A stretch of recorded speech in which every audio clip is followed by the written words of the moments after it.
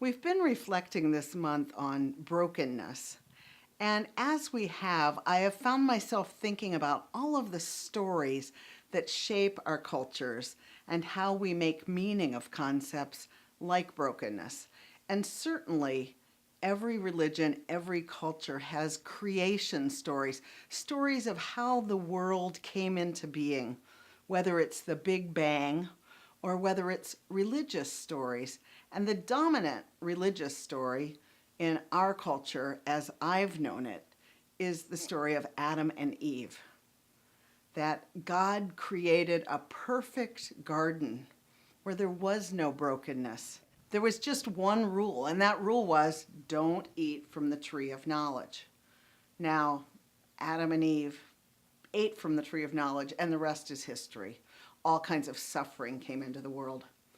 That story has been the source of amazing art and beauty. I particularly think of Michelangelo's work and just how spectacularly beautiful it is, telling the story of a beautiful embodied God creating these people in this garden, and then the tree and the departure.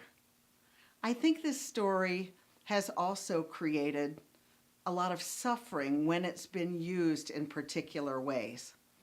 Listen to this interpretation by Thomas King in his book, The Truth About Stories.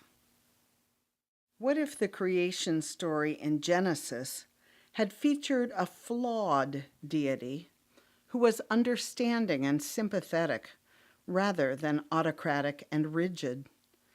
Someone who, in the process of creation, found herself lost from time to time and in need of advice. Someone who was willing to accept a little help with the more difficult decisions. What if the animals had decided on their own names?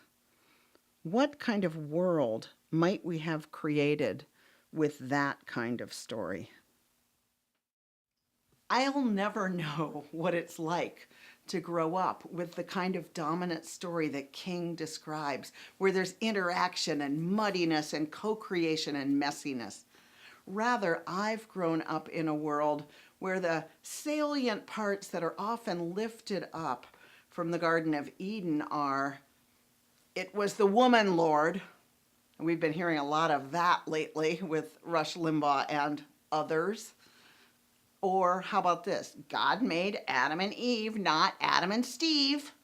And so often that story can be used to point to other people and to blame them for suffering, blame them for brokenness, or to tell them they're not actually part of creation. They actually don't even exist.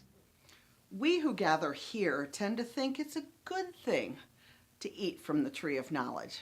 We, in fact, love knowledge, and so we think, what's wrong with a little disobedience if it gets you to knowledge? I think we would have been out there climbing that tree if we'd been in the garden.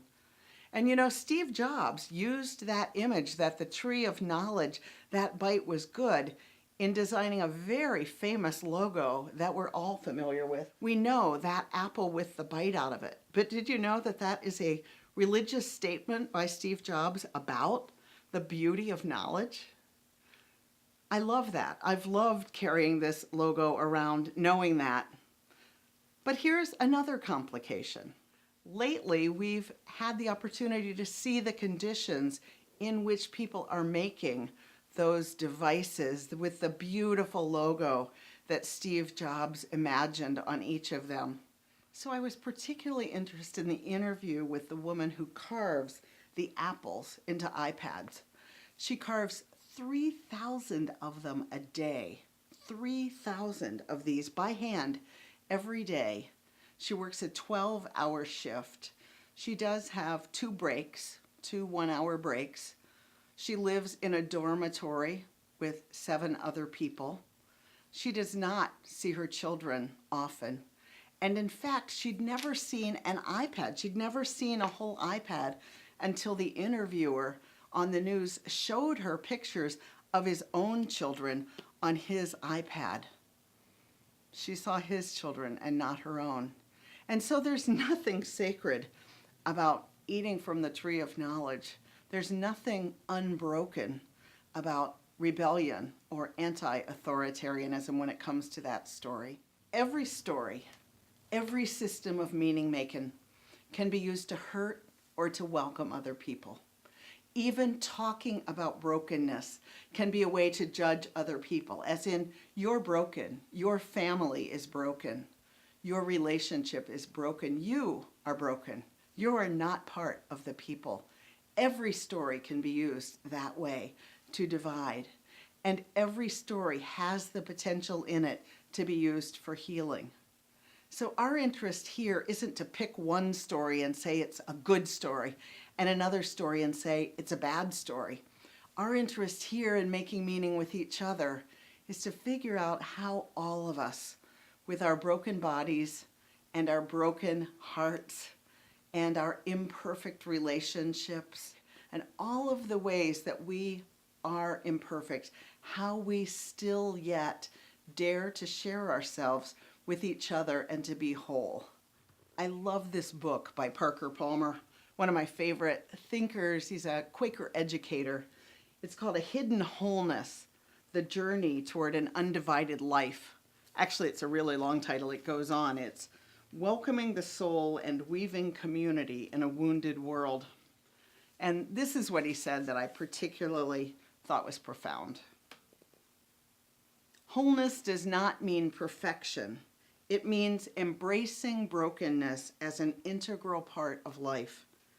Knowing this gives me hope that human wholeness, mine, yours, ours, need not be a utopian dream if we can use devastation as a seedbed for new life.